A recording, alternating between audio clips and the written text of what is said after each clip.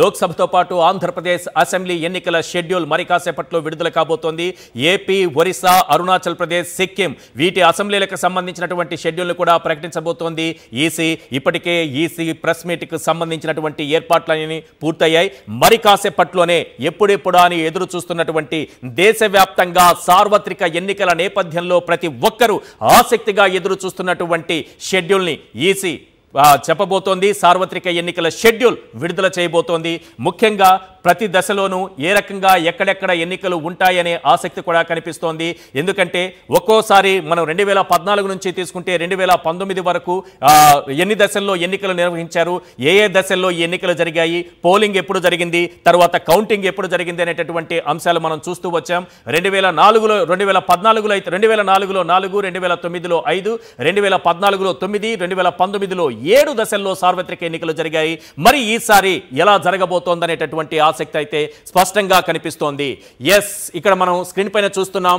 రాజస్థాన్ 25 ఉంటే అక్కడ పార్లమెంటు స్థానాలు, అక్కడ బీజేపీ ఏకపక్షంగా 25 స్థానాలను కైవసం చేసుకుందని. రైట్, ఇవన్నీ కూడా మరి కాసేపట్లో మనం మాట్లాడుకుందాం. ముఖ్యంగా ఇప్పుడు దీనికి సంబంధించినటువంటి అనాలిసిస్ లోకి మనం వెళ్ళబోతున్నాం. నరసింహారావు ఉన్నారు మనకు అందుబాటులో. నరసింహారావు, ఏంటి ఎన్నికల షెడ్యూల్కి సంబంధించి మీ దగ్గర ఉన్నటువంటి అప్డేట్స్? కాసేపట్లో అంటే సరిగ్గా 3 గంటలకు షెడ్యూల్ని విడుదల చేస్తారు. దీనికి సంబంధించినంత వరకు దేశవ్యాప్తంగా జరుగుతున్న ప్రక్రియకు సంబంధించి, అతిపెద్ద ప్రజాస్వామ్యంలో జరుగుతున్న ఎన్నికల ప్రక్రియకు సంబంధించి షెడ్యూల్ ఎలా ఉండబోతుందని ప్రతి ఒక్కరు కూడా ఎదురు చూస్తున్న పరిస్థితి కనిపిస్తుంది. ప్రతి రాజకీయ పార్టీ కూడా ఏ రకమైన షెడ్యూల్ ఉంటాయి, డేట్స్ ఏ రకంగా ఉంటాయి, ఎప్పుడెప్పుడు తమకు అనుకూలంగా ఉంటాయి, వీటన్నిటిపైన ఏ రాజకీయ పార్టీ ఆ పార్టీలు ప్రస్తుతం అంచనాలు వేసుకుంటున్న పరిస్థితి వస్తుంది. మనం ఒకవేళ తెలంగాణ విషయానికి వస్తే, తెలంగాణకు సంబంధించినంత వరకు 3 ప్రధాన పార్టీలు ఇక్కడ పోటీలో ఉన్నట్టుగా మనకు స్పష్టంగా కనబడుతుంది. అధికార కాంగ్రెస్ పార్టీ, ప్రతిపక్షంలో ఉన్న బీఆర్ఎస్, అదేవిధంగా బీజేపీ 3 పార్టీల మధ్యనే పోటీ ఉండే అవకాశం ఉంది. 17 స్థానాలకు సంబంధించినంత వరకు ఇప్పటికే అభ్యర్థుల ప్రకటనలో మాత్రం బీజేపీ ముందుంది. 15 మంది అభ్యర్థులను ప్రకటించింది. ఆ తర్వాత బీఆర్ఎస్ 11 మందిని ప్రకటించింది. కాంగ్రెస్ మాత్రం కేవలం 4 మందిని మాత్రమే ఇప్పటివరకు అభ్యర్థులుగా ప్రకటించింది. మిగతా వాళ్ళకి సంబంధించి సోమవారం లేదా మంగళవారం అన్ని పార్టీలు దానికి సంబంధించినంత వరకు అభ్యర్థులను ప్రకటించే అవకాశం ఉంది. ఇది మనం చర్చిస్తున్న సమయంలోనే ఒక ఇంట్రెస్టింగ్ డెవలప్మెంట్ మనకు కనిపించింది ఈశ్వర్. బీఎస్పీ పార్టీ, బీఆర్ఎస్ కలిసి పోటీ చేయాలనేది మనం చూసాం. కానీ ఇప్పుడు పరిస్థితి మారింది. ఎందుకంటే బీఎస్పీ పార్టీకి ప్రవీణ్ కుమార్ రాజీనామా చేస్తున్నట్టుగా కాసేపటి క్రితం ప్రకటించారు. ఆయన కేసీఆర్తో ప్రస్తుతం భేటీ అవుతున్నారు. ఆ 2 సీట్లు బీఎస్పీకి కేటాయించిన సీట్లు కాక ఇప్పుడు ఏం చేస్తారనేది కొంత ఇంట్రెస్టింగ్ ఉంది. ఎందుకంటే 2 సీట్లు నాగర్ కర్నూలు, హైదరాబాద్ లోక్సభ స్థానాలకు సంబంధించి బీఆర్ఎస్ అధికారికంగా బీఎస్పీకి నిన్న సీట్లు కేటాయించింది.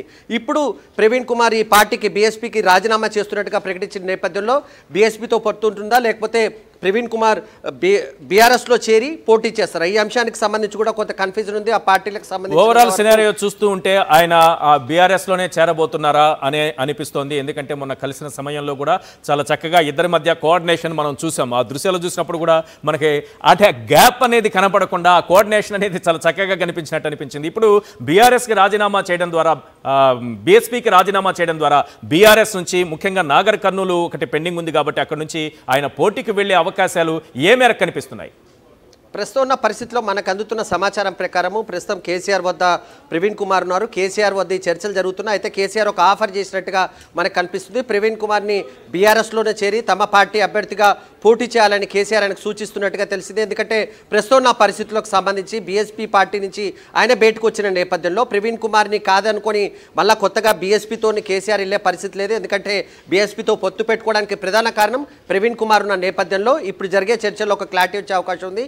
మనకు అందుతున్న సమాచారం ప్రకారం అయితే కేసీఆర్ ఖచ్చితంగా మీరు బీఆర్ఎస్లో చేరండి, ఆ తర్వాత ఖచ్చితంగా పోటీ చేయండి అనే ఒక ఆలోచన చేస్తున్నట్టుగా తెలుస్తుంది. మరి కాసేపట్లో దీనికి సంబంధించినంత వరకు కొంత క్లారిటీ వచ్చే అవకాశం ఉంది ఈశ్వర్. మొత్తానికి ప్రధాన పార్టీలు నిన్న ఓవరాల్ గా తెలంగాణ లో 3 పార్టీలు ప్రధానంగా 3 పోటీ పడుతున్నటువంటి ఒక ట్రయాంగిల్ ఫైట్ కనిపిస్తున్న సమయంలో 3 పార్టీలు ఎన్నికలకు సన్నద్ధమైనట్టేనా? అభ్యర్థుల విషయంలో కానీ, మిగతా ఎలక్షన్ ఇంజనీరింగ్లో కానీ ఓవరాల్గా ఏ రకంగా సన్నద్ధతో ఉన్నాయి? ఎందుకంటే ఈరోజు షెడ్యూల్ వస్తుందని అన్ని పార్టీలకు తెలుసు. ప్రధాన పార్టీలు నిన్న ఎప్పుడైతే షెడ్యూల్ ఈరోజు వస్తుందని చెప్పేసి ప్రకటన వచ్చిన తర్వాత అన్ని పార్టీలు కూడా దీనికి సంబంధించి కసరత్తు చేశాయి. అయితే జాతీయ పార్టీలుగా ఉన్న కాంగ్రెస్ కానీ, బీజేపీలు కానీ ఏ నిర్ణయమైనా అధిష్టానం వద్ద నిర్ణయం తీసుకోవాలి. అధిష్టానం దీనికి సంబంధించి ఒక నిర్ణయం తీసుకుంటుంది.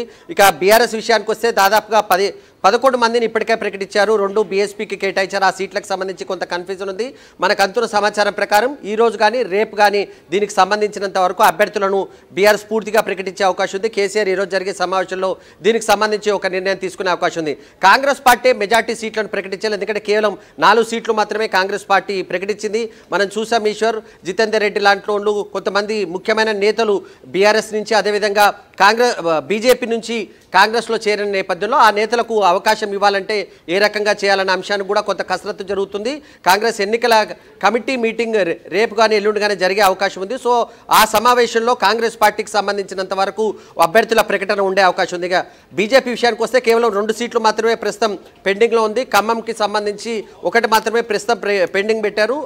ఇంకొక సీటుకి సంబంధించి కూడా కొంత క్లారిటీ రావాల్సి ఉంది. ముఖ్యంగా వరంగల్కి సంబంధించి మనం చూసాం. వరంగల్ అభ్యర్థికి సంబంధించి రమేష్ను తీసుకుందామని బీఆర్ఎస్కి సంబంధించిన రమేష్ను తీసుకుందామని ప్రయత్నించినప్పటికీ చివరి నిమిషంలో కొంత గందరగోళం అయింది. దానికి సంబంధించి కొంత క్లారిటీ రావాల్సి వచ్చింది.